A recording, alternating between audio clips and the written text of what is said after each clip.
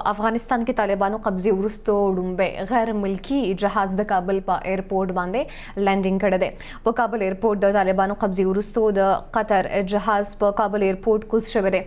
مهم خبر درکو، په افغانستان کې د طالبانو قبضې وروسته ډومبه غیر ملکی جهاز د کابل په ایرپورټ لینډینګ کړی دی. په کابل ایرپورټ د طالبانو قبضې وروسته د قطر ایرلاین جهاز په کابل ایرپورټ کوز شوی دی. کوم چې طالبانو حکومت کې کابل ته راغلی ډومبه پرواز دی.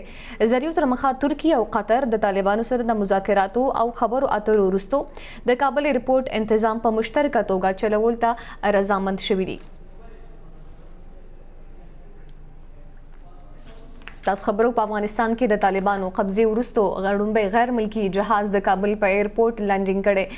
په کابل ایرپورټ د طالبانو قبضې وروسته د قطر جهاز په کابل ایرپورټ کوز شوی دی، کوم چې د طالبانو حکومت کې کابل ته راغلی ډومبه پرواز دی. زریو تر مخه ترکیه او قطر د طالبانو سره د مذاکراتو او خبرو اترو وروسته د کابل ایرپورټ تنظیم په مشترکه توګه چلولو ته رضامند شوي دي.